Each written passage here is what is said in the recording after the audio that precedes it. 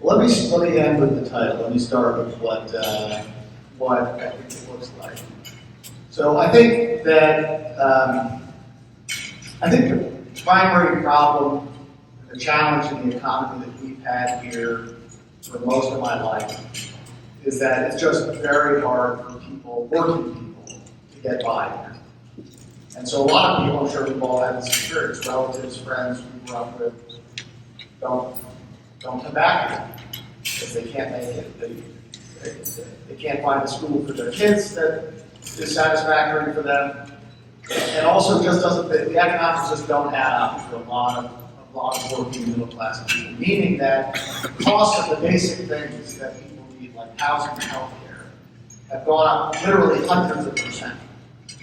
Which is really, we've gotten used to that, which we shouldn't. That's a shocking figure.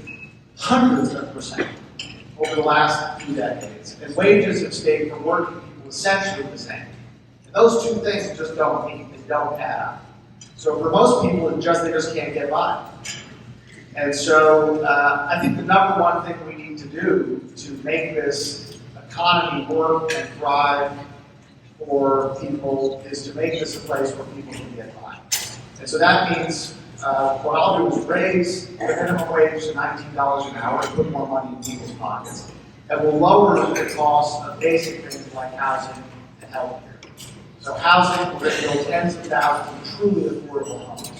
Under our plan, no one will pay more than 20% of their income to rent these homes. And we'll cap annual rent increases at 4% a year. And on the healthcare front, we'll enact a Medicare-for-all style system, take the profit-making out of it, so we have a much cheaper and more accessible healthcare system, like many countries in the world do. We can do that here. So these are the kinds of things we need to do to make this a place where people can get by. And the last thing I'd say is, we gave a tax cut to the richest 1% in this state that cost $1 billion while leaving thousands more kids without a good education.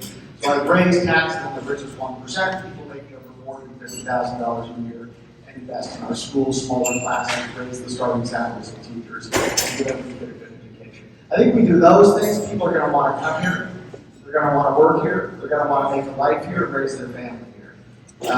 So title, best place in the country to raise a family. Okay, moving along.